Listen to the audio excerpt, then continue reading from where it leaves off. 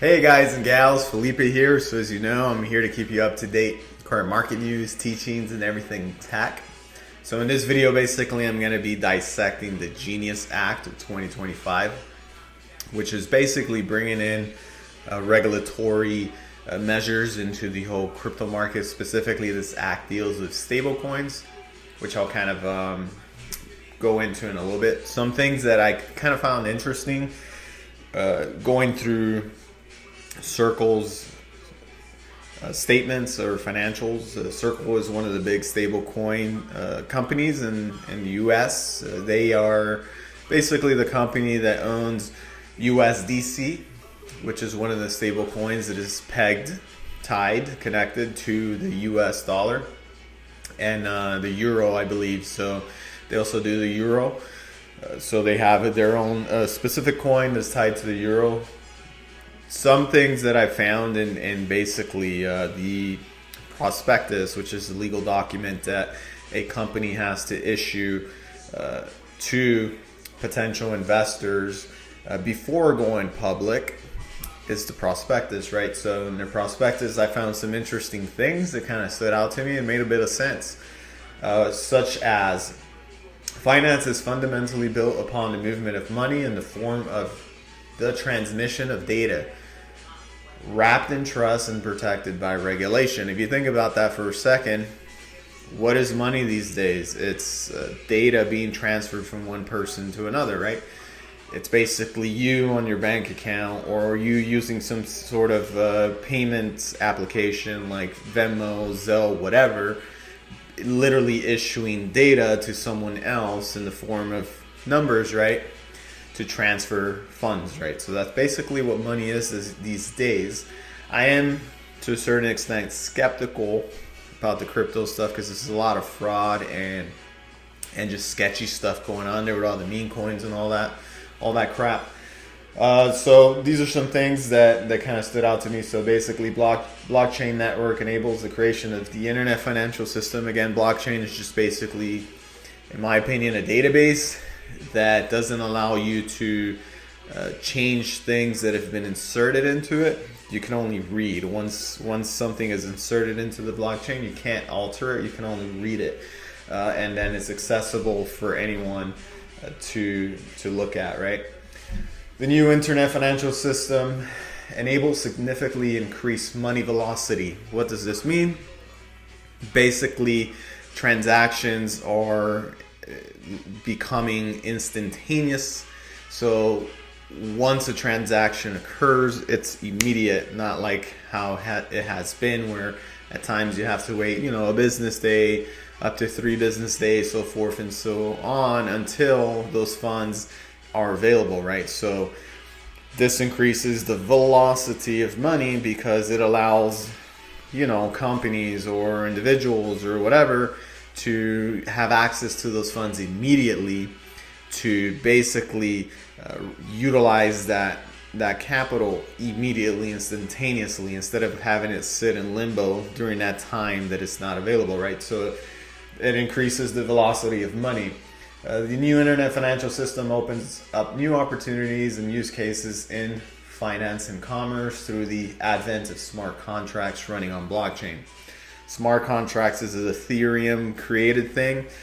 Basically is, if you're familiar with like programming and stuff like that, it's classes that are that have a bunch of methods that have to fit the ERC20 protocol, or whatever you may call that, which is just basically a class that has methods within it, and these methods do things like check balance, transfer funds, withdraw funds, so forth and so on. So that's basically what smart contracts are. Contracts that communicate with one another, and they're hosted on the blockchain to execute these kind of tasks. And that's an Ethereum thing, but it's actually pretty cool stuff. So let me just jump right into it. And here we have the Genius Act of 2025, and I'll kind of break it down for you. This is a legal document, so it has a lot of freaking thick legal verbiage and so forth and so on. So I'll try my best to or I'll do my best to basically clarify for you. So to provide for the regulation of payment stablecoins and for other purposes. So as it says there, specific to the regulation of stablecoins. So that's what this bill is, guiding and establishing national innovation for U.S. stablecoins of 2025 or the Genius Act of 2025.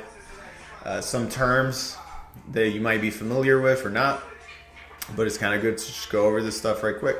Digital assets means any digital representation of value which is recorded on a cryptographically secured distributed ledger. That's a blockchain, right?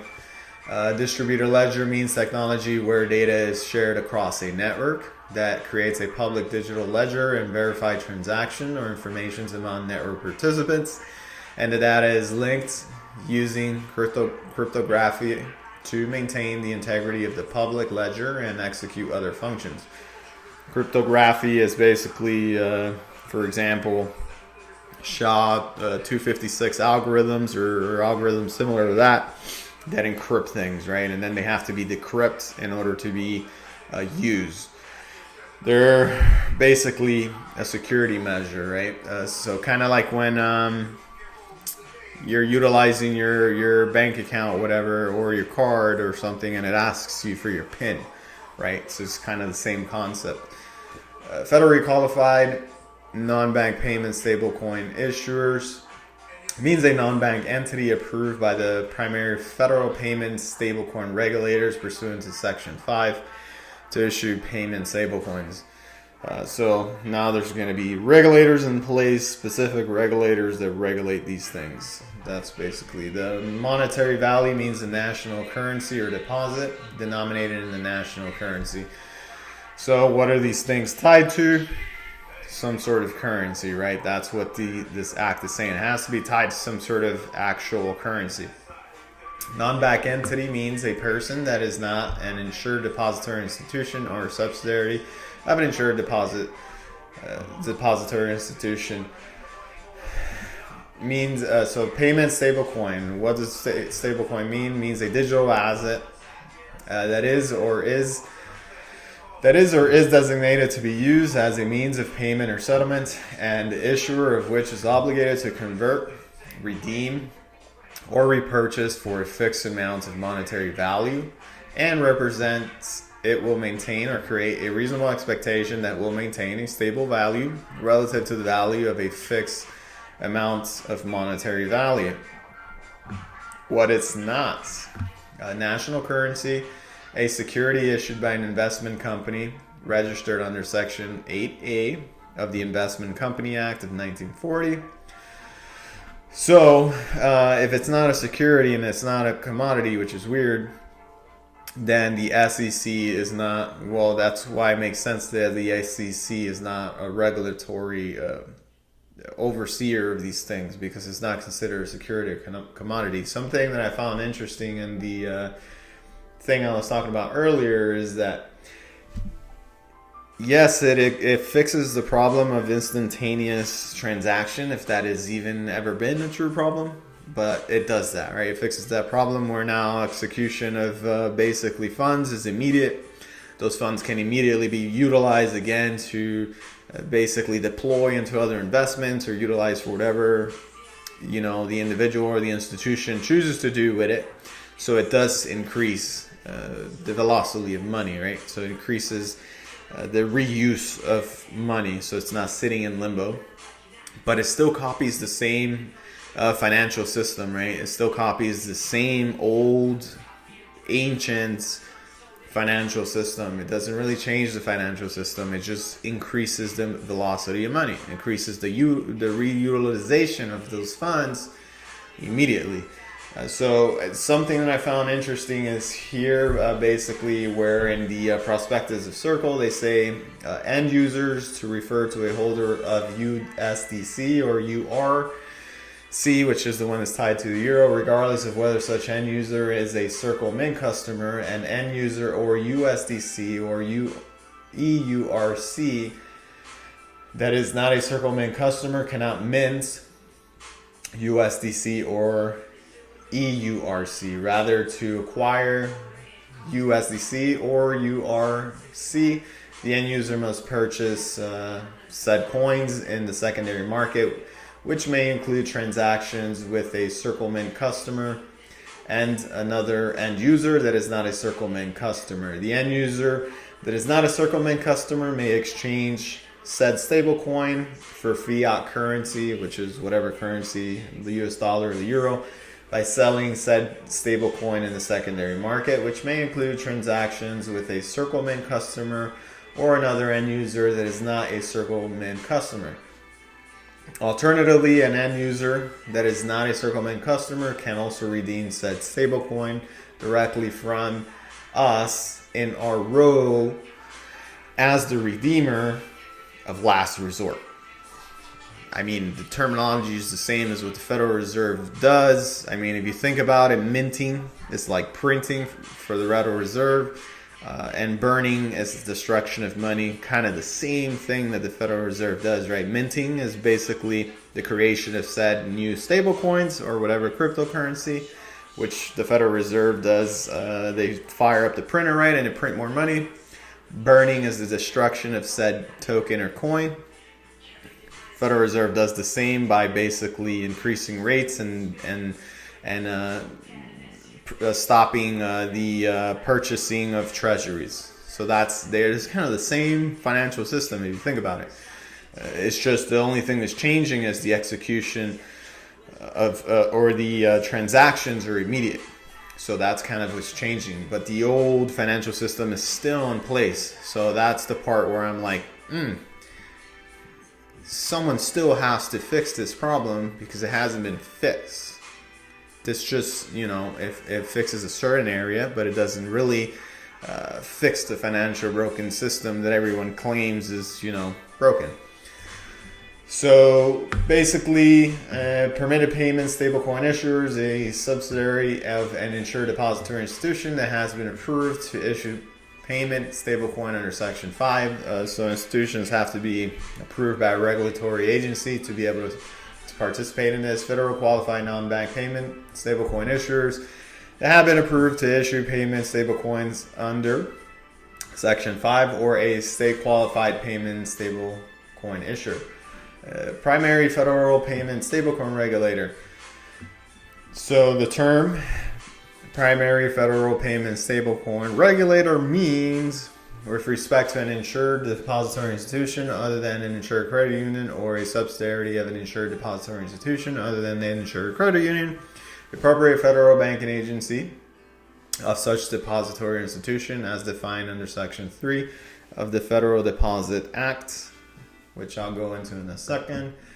And this would be what you would be looking for, 12 U.S.C. 1813.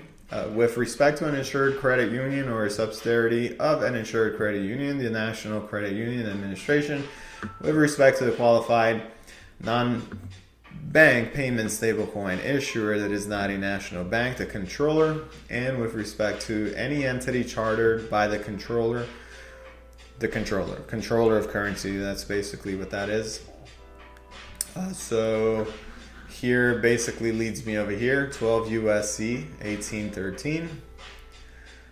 Definition of a depository institution means any bank or savings association, means any bank or savings association, the deposits of which are insured by the corporation pursuant to this chapter, includes any uninsured bank or agency of a foreign bank or a commercial lending company owned or controlled by a foreign bank for purposes of Section 1818 of this title.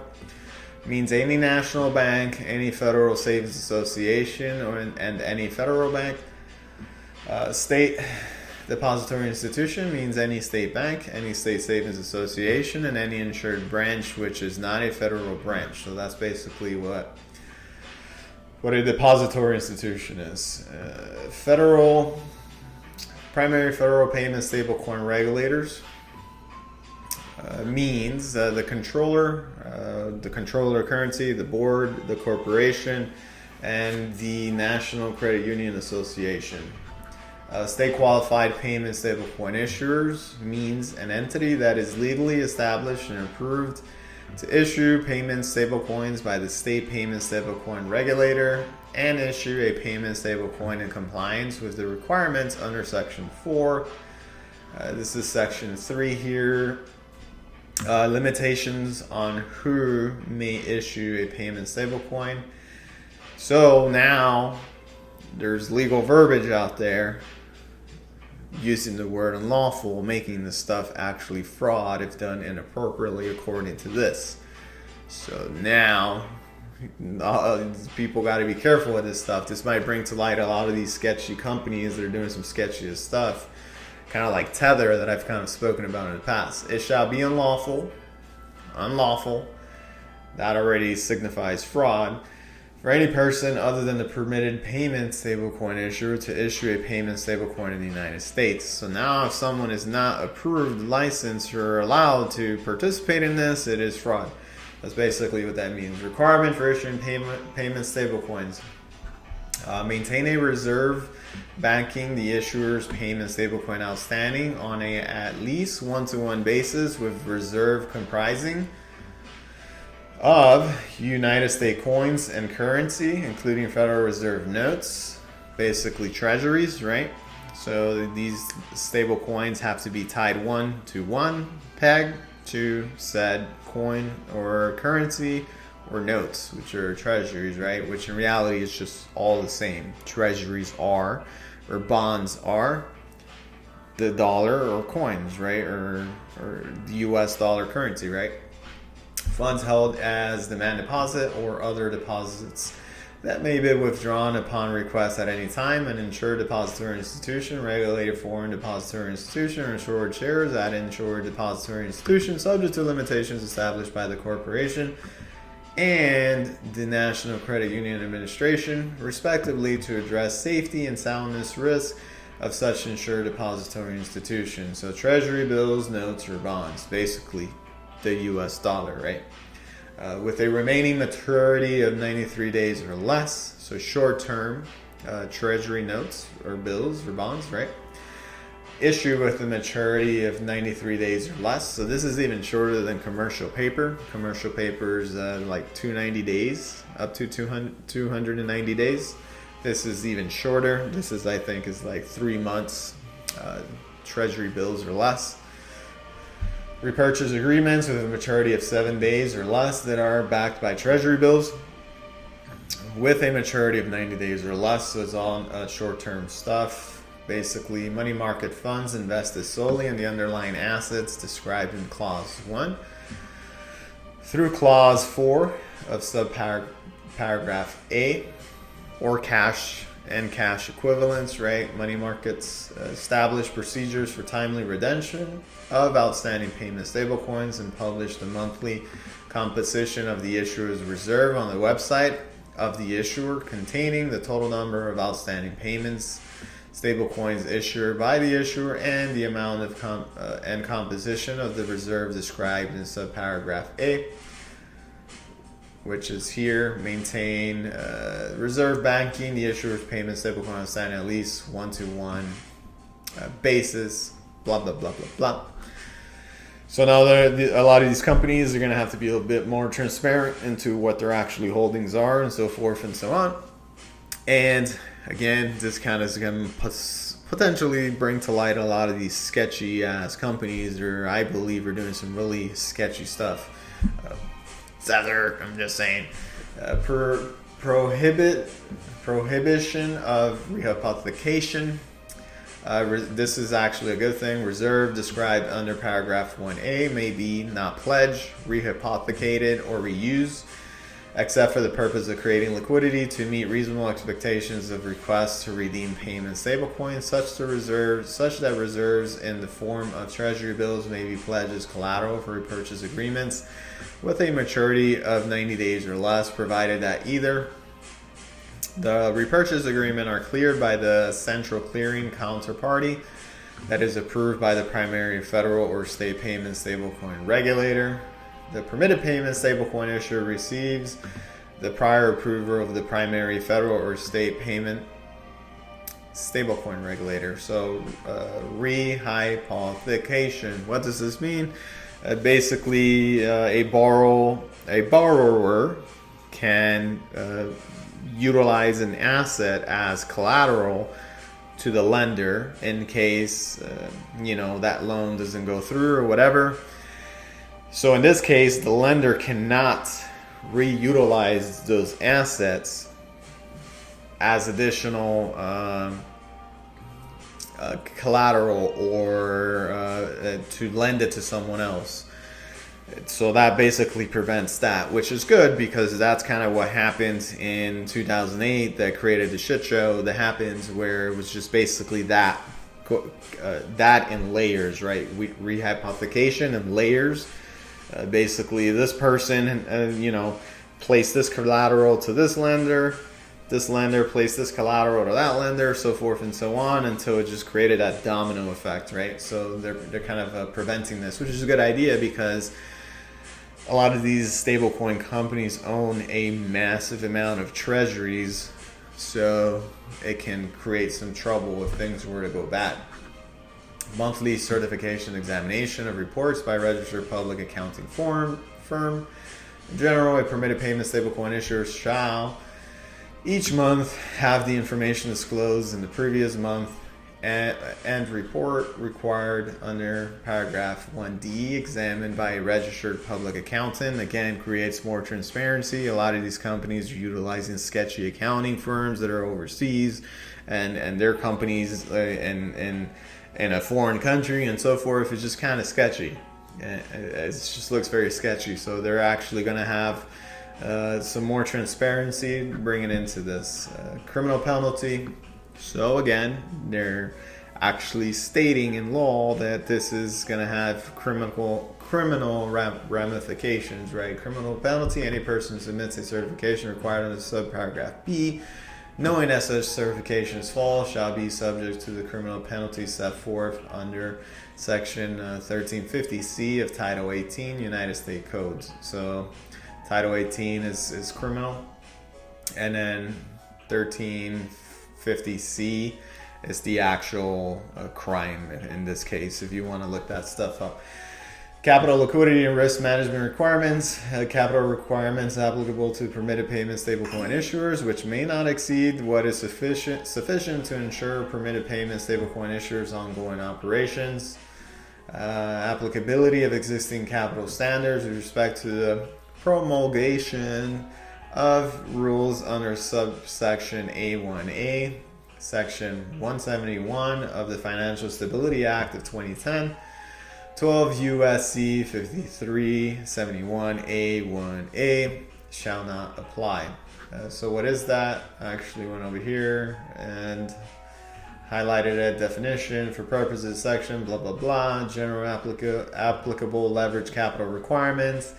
The minimum ratio of Tier 1 capital to average total assets established by the appropriate federal banking agencies to apply to ensure depository institutions under the prompt corrective actions regulations implemented section 1831O of this title, regardless of total consolidated assets size or foreign financial exposure, and blah blah blah blah blah.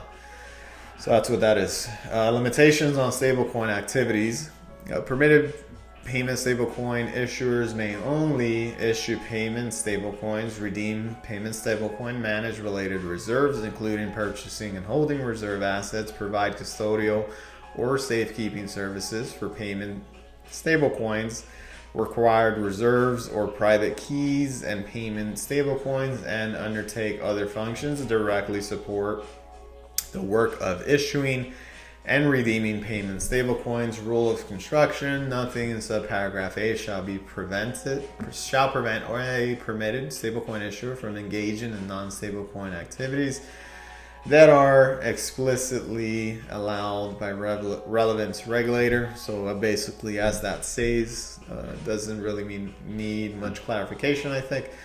Regulation of federal qualified non-bank payment stablecoin issuer. The controller of currency shall, in coordination with other relevant regulators, issue such regulation and orders as necessary to ensure the safety and soundness of any non-bank entity approved by the controller to issue stablecoin payments and stablecoins.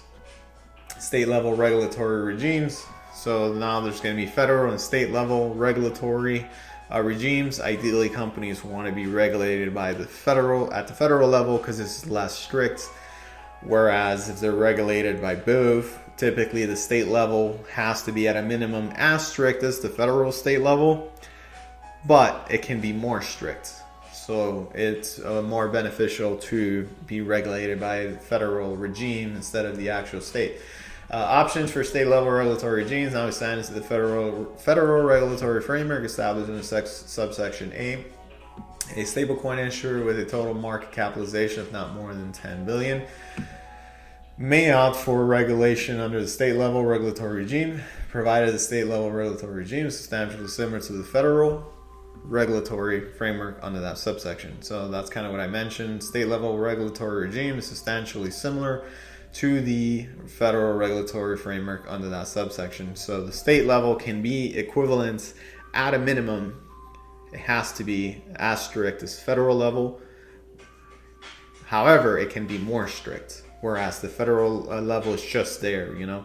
The state level can be more, but at least it has to meet the federal regulatory framework.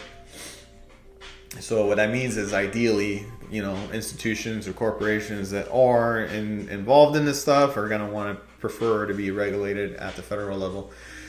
Appellate review. A payment stablecoin issuer may challenge the determination of the state regulatory or a secretary of the Treasury under this paragraph in the United States District Court or for the District of Columbia transition to federal regulation. Just basically institutions that have market capitalization of 10 billion or more, whereas state level is under 10 billion. Basically, it will allow that federal regulation. Conditional approval upon filing an application with the appropriate federal regulator or state qualified payment stablecoin issuer shall be deemed conditionally approved pending final approval or denial application. So Section 5 is just basically the approval process of the application for institutions to be able to participate in the payment of stablecoins. Approval of subsidiarity of insured depository institution and federal qualified non-bank payment stablecoin issuers. Application, there's got to be an application process. The primary federal payment stablecoin regulator shall receive, review, and approve applications for any insured depository institution that seeks to issue payment stablecoins through a subsidiary or any non-bank entity that seeks to issue payments stablecoins. The primary federal payment stablecoin regulator shall establish a process for the licensing and regulation of these entities. Mandatory approval process. The primary federal payments stablecoin regulator shall, upon receipt of a complete application, evaluate and make determination on each application based on the criteria established under this act.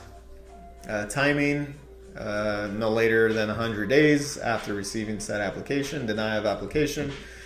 Grounds for denial. The primary federal payment stablecoin regulator shall only deny a complete application received under Section 8 if the regulatory determines that the activities of the applicant would be unsafe or unsound based on factors described in this subsection. Right to reapply. Anyone that is denied their application, they can reapply basically. So temporary cease and desist proceedings. If the primary federal payment stablecoin regulator determines that a violation or attempt violation of this act or an action with respect to which a determination was made under paragraph 1, 2, or 3, or the continuation thereof is likely to cause insolvency or significant dissipation of assets or earnings of a permitted payment stablecoin issuer, or is likely to weaken the condition of a permitted payment stablecoin issuer, or otherwise prejudice, I can never pronounce that word, the interests of a customer of the permitted payment stablecoin issuer prior to the completion of proceedings conducted under this paragraph. The primary federal payment stablecoin regulator may follow the procedures provided in Section 8C of the Federal Depository Insurance Act. If you want to look that up, it's 12 U.S. 1818C, to issue a temporary cease and desist order. So anyone that's doing sketchy stuff, they can basically issue a cease and desist order. That means, hey, stop what you're doing, or we're gonna freaking come after you, and you're gonna suffer penalties, civil penalties, and so forth and so on. Speaking about civil money penalties, failure to be approved. Any person who issues a United States dollar denominated payment stablecoin and who is not permitted payment stablecoin issuer, and any institution affiliated party of such person who knowingly, these are very lawful words here, or words used in law all the time, that you must prove that the person was knowingly doing this, participates is issuing a payment stablecoin shall be liable for civil penalty of not more than $100,000 for each day during which such payment stablecoins are issued. So in addition to criminal, they're also going to have civil penalties, which if you meet the criminal penalty or ramifications, you're also most likely going to meet the civil ones as well. Just how it works. Grand Leach Bliley Act for the purposes of Title V of this act, which you can look up over here. You say qualified payment stablecoin issuers deem a financial institution. Anyone that participates in this is a financial institution. Customer protection. In general, a person may only engage in the business of providing custodial or safekeeping services for permitted payment stablecoins or private keys of permitted stablecoin payments. If the person, supervision or regulation by a primary federal payment stablecoin regulator or a primary financial regulatory agency described under subparagraph B or C of Section 212 of the Dodd-Frank Wall Street Reform and Consumer Protection Acts. And you can look that up here. Basically, consumer protections, right? Supervision by state banks supervisor as defined under Section 3 of the Federal Depository Insurance Act, or a state credit union supervisor as defined under Section 6003 of the Anti-Money Laundering Act of 2020, and such state bank supervisor or state credit union supervisors make available to the board such information as the board determines necessary and relevant to the categories of information under subsection D. Treat and deal with payment stablecoins, private keys, cash, or other property of the person for whom or on whose behalf the person receives, acquires, or holds payment stablecoin, private keys, cash, or other property, hereinafter in this section referred to as customer, as belonging to such customer, and take such steps as are appropriate to protect payment stablecoins. The payment stablecoins, private keys, cash, or other properties of the customer from claims of creditors of the person. Commingling prohibited, shall not be commingled with the funds of the person. So institutions cannot commingle funds with the funds of their customers. That's good, right? It's kind of like expected. Notwithstanding treatment of insolvent payment stablecoin issuers. Insolvent means bankruptcy. Notwithstanding subsection A, any claim of a person holding payment stablecoin as defined in section 2 of the Guiding and Establishing National Innovation for U.S. Stablecoins of 2025 issued by debtor shall have first priority over the claims against the debtor under this title. So it's just basically in the cases of bankruptcy, right? Endogenously collateralized stablecoin defines, I'm not going to pronounce that again or read that again, means any digital asset, one, in which its originator has represented, will be converted, redeemed, or repurchased for a fixed amount of monetary value, and two, that relies solely on the value of another digital asset created or maintained by the same originator to maintain fixed price. That's actually pretty important there, because that caused the Luna and Terra implosion. And it's like cool because historically a lot of countries, when their currency has become basically under pressure, like for example of an inflationary kind of situation where it's a death spiral, where the currency of said country, let's say country A, their currency is massively losing value. It's just becoming extremely worthless, right? So what they typically do is they use reserves. An example, what has occurred historically, for example, most countries keep the US dollar as a reserve, and then they kind of like feed it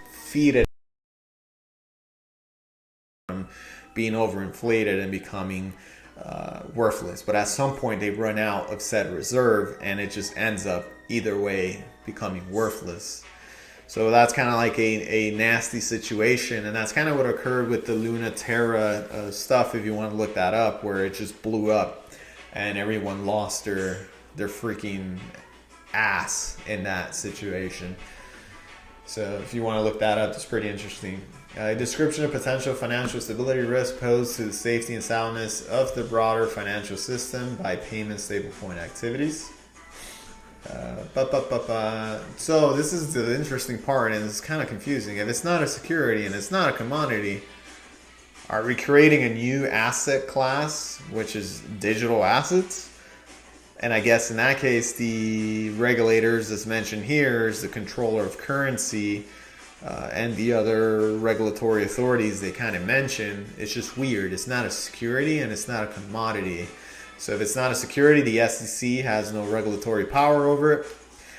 And if it's not a commodity, then whatever the regulatories for the commodities have no authority over it.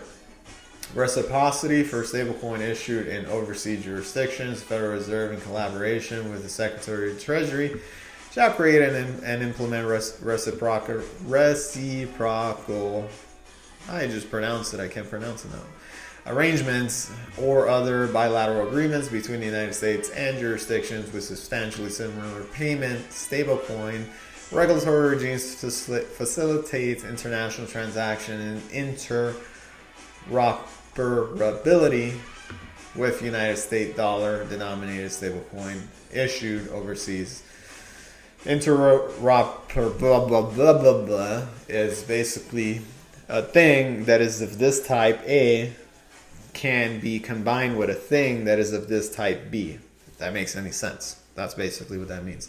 Effective date, this act shall take effect on the earlier of 18 months after the date of the enactment of this act, or the date of, that is 120 days after the date of on which the primary federal payment stablecoin regulator issues a final regulation implementing this act. There we go.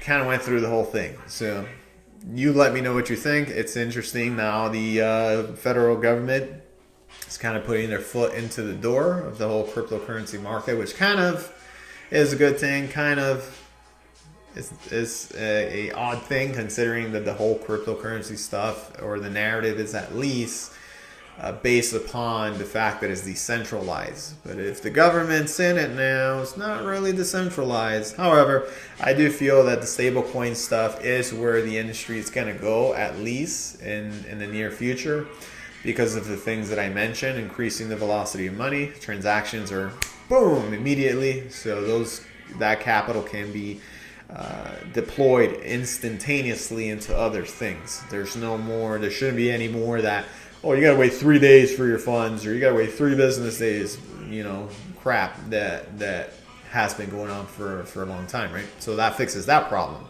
However, on the other end, it's utilizing the same financial system. Literally, it's a copy in a digital form.